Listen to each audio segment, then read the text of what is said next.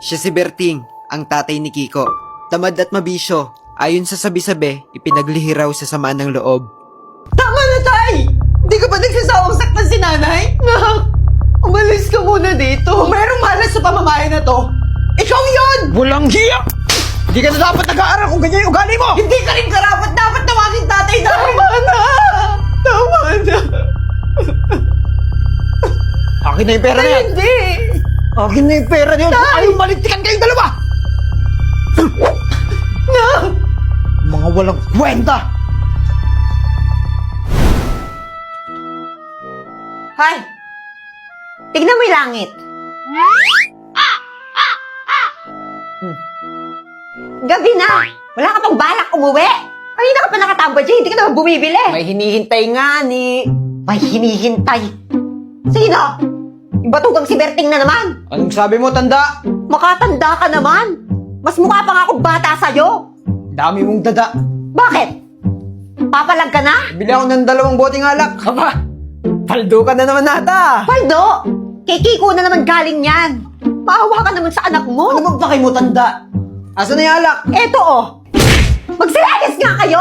Kaya ka tumatandang dalaga eh. Okay na sa akin tumanda ng dalaga. Kaysa magkaasawa ng kagaya mong batugan. Oo, nadali mo. Sa kabila na lang kami bibili, tanda. Hindi kayo kawalan! Mga walang silbi! Kay tatay na yung babayad natin ng kuryente. Wala tayong magagawa. Baka saktan lang tayo ng tatay mo. Sorry, Nay. Hindi ako nakarating agad. Ayos lang. Wala kang kasalanan, ha? Pasensya na rin. Wala tayong pagkain ngayon. Kumain na kayo mag-ina. Manang, magpakabusog kayo. Habang wala yung padre di pamilya niyong may amag yung kukote. Nagkabala ka pa, Manang. Salamat. Ano ka ba? Maliit na bagay. Kung nagugutom kayo, kumuha lang kayo sa tindahan. Pero utang yun, ha? Salamat, Manang, ha? Pero alam mo namang ayaw na ayaw kong nagkakautang. May trauma na kami dyan. Biro lang. Sige, kumuha lang kayo. Ako na bahala. Ang sarap po nito, Manang. Siyempre, Kiko, ako yung nagluto eh. Pag yung nanay mo nagluto, hindi masarap yan. Ikaw talaga. Biro lang. O sige na, mauna na ako, ha? Kapag may problema, tatawag kayo, ha? Salamat po ulit, Manang. Sige, pakabusog. Ito na ba yung bahay ko? Mas matindi ang takot ng mag-ina sa tuwing uuwing lasing si Berting. Minsay sinusumpong siya ng kabaitan, pero madalas nagngingit-ngit sa galit at nagwawala ng walang dahilan. Nasa na mag-in ako? Nauna nang natulog si Kiko. Na-miss ko kayo. Sige ko. Ang masipag kong anak. Kubarin mo na yung damit at pantalon mo. Amoy alak na yan. Sige. Sawang-sawa na kami sa'yo. Dahil din naman sa'yo naging miserable ang buhay natin. Mas mabuti na sigurong... Kumusta mga chong? So, samahan nyo akong buksan tong in-order kong Coco Cream Bar. Itong box ng Coco Cream Bar na to ay naglalaman ng 1 kilong Coco Cream Bar. At syempre, pwede ka raw makakuha ng 85 to 90 pieces nito. Pero 1 kilo pa rin siya. Ngayon, bubuksan natin to at titignan natin kung ilang pieces ba ang makukuha natin sa isang box na in-order ko ngayon. Kaya anong gagawin? Bubuksan! Sheesh! Bibilangin natin. Huwag na pala, nakakapagod. So ayan, bibilangin natin isa-isa. Titignan natin kung ilang pieces nga ba yung nakuha natin sa isang box.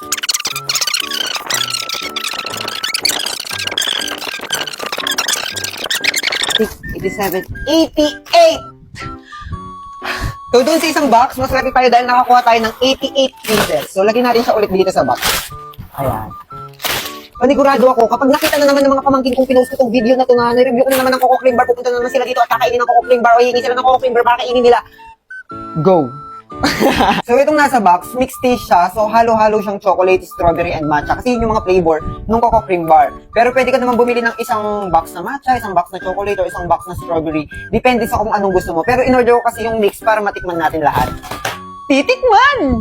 Shee! Unahin natin tikman yung chocolate kasi yun naman yung flavor na pinakapatok sa kung ano-ano mang pagkain sa mundong ating ginagalawan. Hala!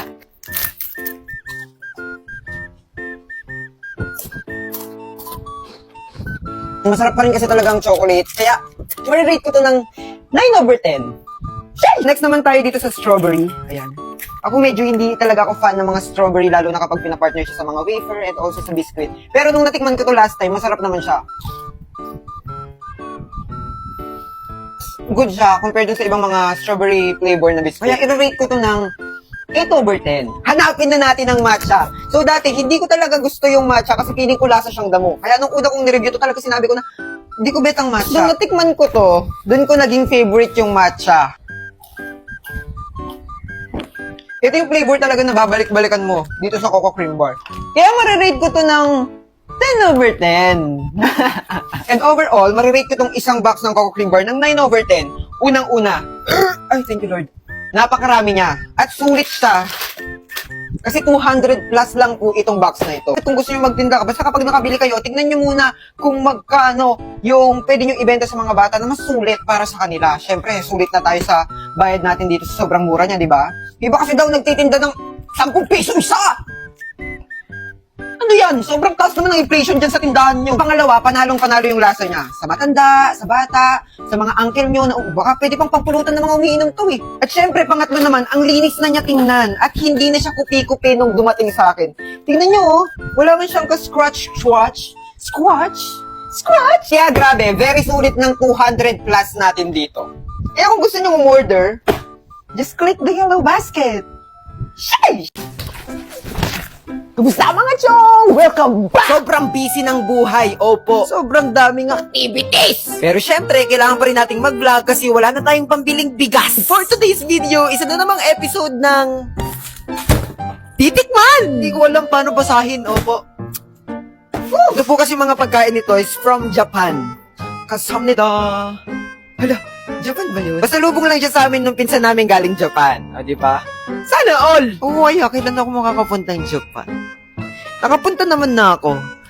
Kaso nagising rin ako agad eh. Pero syempre, kahit hindi natin alam kung paano basahin itong mga to, alam naman natin siya paano kainin. So itong isa, feeling ko parang cup noodles ang atake niya. Lalagyan siya ng tubig mainit para makain, ganon. So ito na, tapos na natin siya lagyan ng tubig mainit at hihintayin na lang natin siya.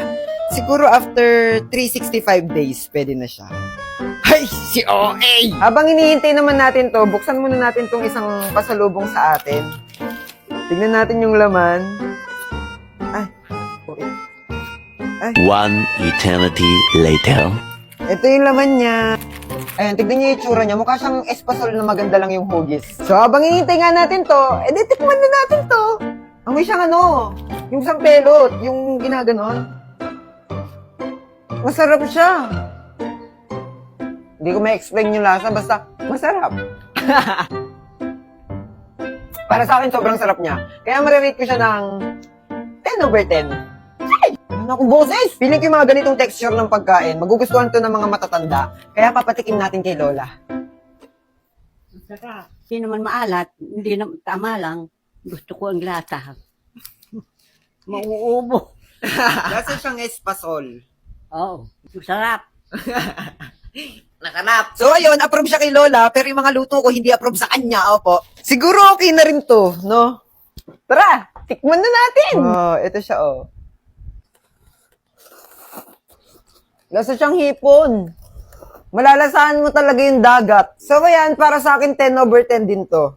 Kasi masarap talaga siya. Paalala ko lang, sobrang init ng panahon ngayon, kaya kung ayaw niyong mategi, lagi kayong uminom ng tubig, tsaka magpahinga. Opo, wag puro gala naman. Anak, magpakabait ka dito ha. Opo mama, punta lang si nanay sa ibang bansa. Babalik ka po agad ha. Bibilang kita ng maraming toys. Di ba gusto mo yon? Yay! Susan, ikaw na bahala sa anak ko ha. Alagaan mo siya ha. Sige na, ako na bahala sa anak mo. Alam kong hindi mo naman ako bibiguin, kapatid naman kita. Makakaasa ka. Anak, ito pala ibibigay ko sa'yo. Yay! O siya, aalis na ako. Ikaw na bahala dito ah.